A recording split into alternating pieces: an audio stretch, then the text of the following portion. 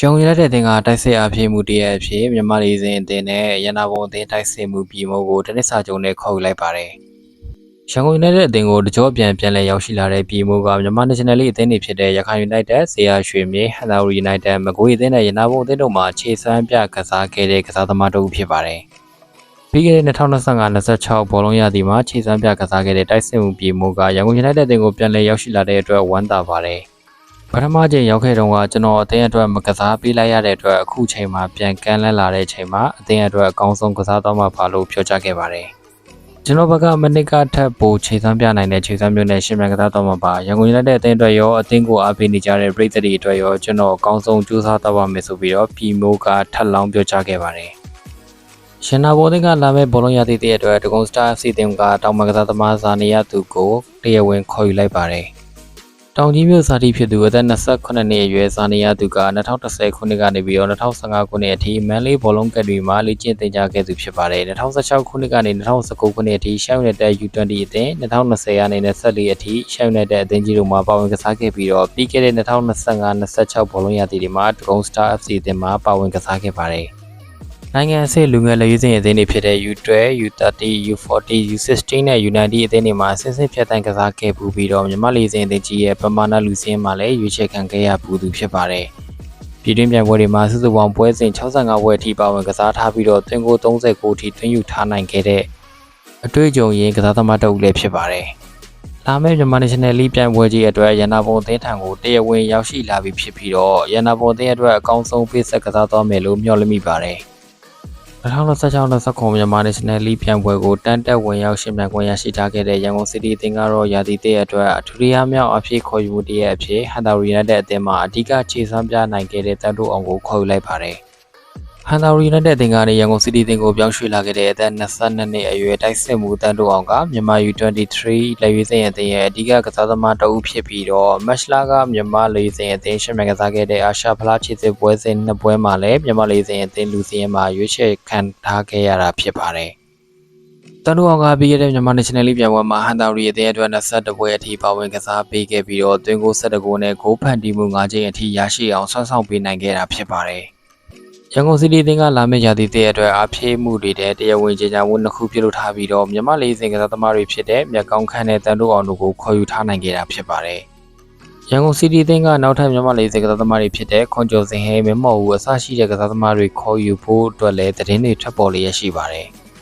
မြန်မာနိုင်ငံဘောလုံးပွဲချုပ်ကမြန်မာလေးစင်မြို့သမီးအသင်းဒီပြချုပ်ဟောင်းဖြစ်သူဂျပန်နိုင်ငံသားယူကီတက်ဆူရိုကိုမြန်မာမြို့သမီးဘောလုံးနီးစနစ်ဒါရိုက်တာအဖြစ်ပြန်လည်ခန့်ထားမှုအပေါ်မေလ25ရက်အထိသတင်းထုတ်ပြန်မှုမရှိသေးပါဘူး။ဒါပေမဲ့မြန်မာလေးစင်မြို့သမီးအသင်းဒီပြချုပ်ဟောင်းဖြစ်သူဂျပန်နိုင်ငံသားယူကီတက်ဆူရိုက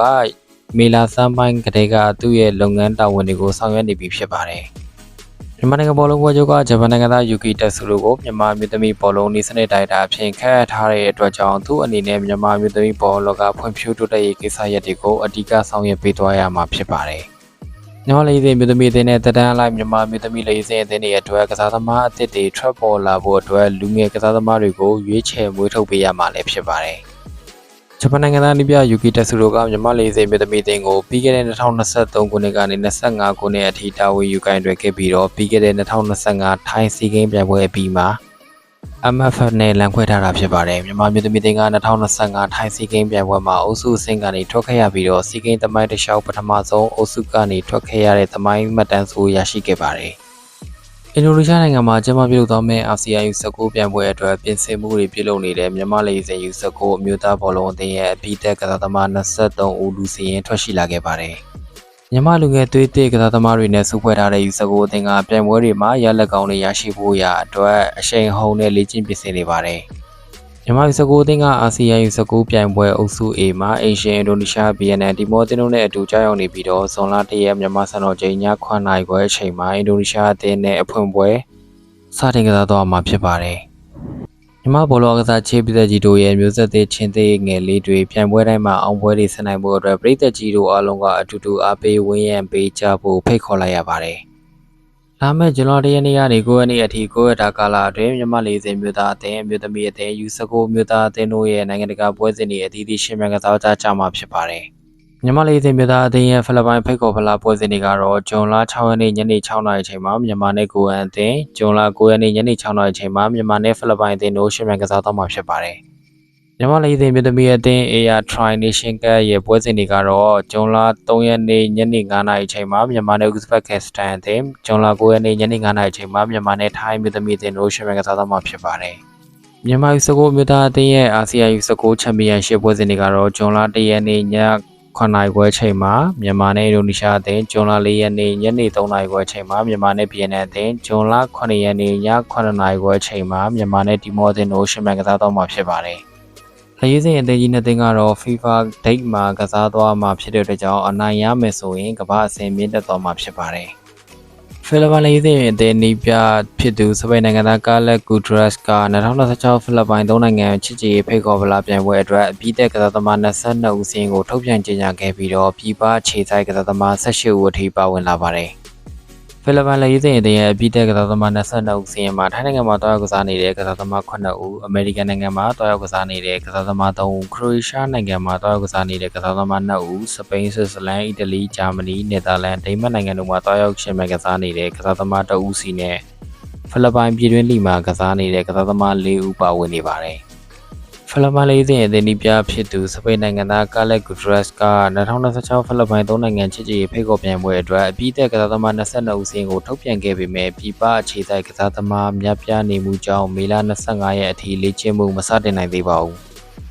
ဖိလစ်ပိုင်ဘောလုံးပွဲချုပ်ကဖိလစ်ပိုင်3နိုင်ငံချစ်ကြည်ရေးဖိတ်ခေါ်ဖလားပြိုင်ပွဲကိုဇွန်လ3ရက်နေ့ကနေ9ရက်နေ့အထိမနီလာမြို့မှာရှိတဲ့ပြည်သက်12000ကျော်ဆန်ရီဆယ်မက်မိုရီယယ်ကွင်းမှာကျင်းပသွားမှာဖြစ်ပါတယ်။ပြိုင်ပွဲကိုအေရှန်ဖိလစ်ပိုင်အသင်းမြန်မာအသင်းနဲ့ကိုအန်အသင်းတို့အုပ်စုပတ်လည်ပုံစံရှင်မြန်ကစားသွားမှာဖြစ်ပါတယ်။မြန်မာနိုင်ငံဘောလုံးပွဲချုပ်ကမြန်မာလေးစင်ပြည်သမီးအသင်းရှင်မြန်ကစားသွားမယ့်2026 3နိုင်ငံချစ်ကြည်ရေးဖိတ်ခေါ်ပြိုင်ပွဲအတွက်ကြိုတင်လက်မှတ်တွေကိုမေလ22ရက်နေ့ကနေစပြီးတော့ online ကနေတဆင့်ရောင်းချနေပြီဖြစ်ပါတယ်။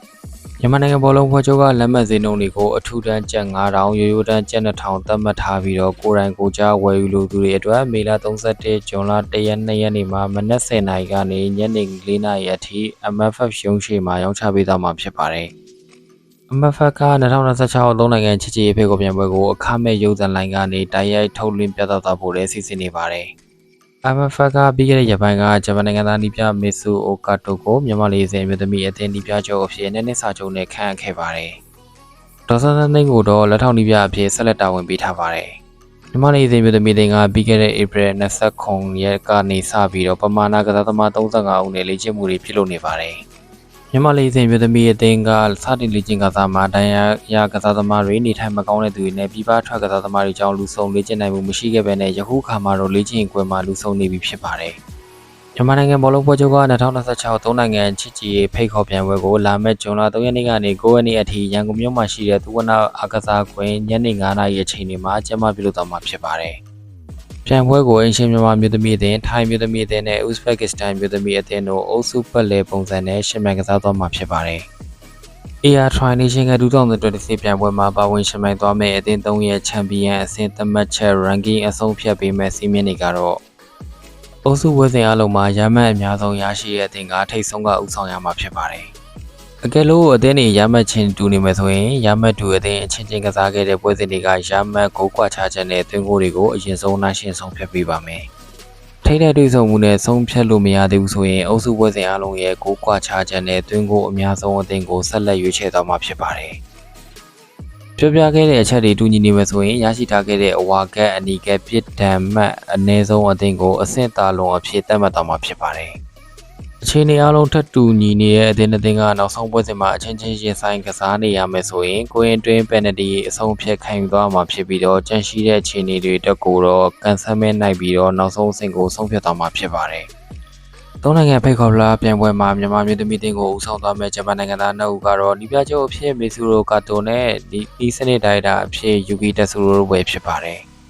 မြန်မာမျိုးသမီးတင်းကမိမိတို့အသင်းနဲ့ကမ္ဘာအဆင့်သတ်မှတ်ချက်သိမ်းမကွာတဲ့ထိုင်းဥဇဘက်ကစ္စတန်အသင်းတို့နဲ့ရင်ဆိုင်ကစားသွားမှာဖြစ်ပါတယ်။ယူကီကတော့ထိုင်းနဲ့တွေ့ဆုံနိုင်မှာအနိုင်ယူပြတဲ့နီးစနစ်ရှိတို့မြန်မာမျိုးသမီးအသင်းအတွက်ကတော့ပူပန်စရာတော့သိမ့်မလိုပါဘူး။ဥဇဘက်ကစ္စတန်အသင်းကိုလည်းနီးပြအသင်းနဲ့နီးစနစ်ဒိုင်တာတို့ရဲ့အစွမ်းနဲ့အနိုင်ရရှိလိမ့်မယ်လို့ယုံကြည်မိပါတယ်။ဒီနေ့ရာသီမြန်မာ National League U20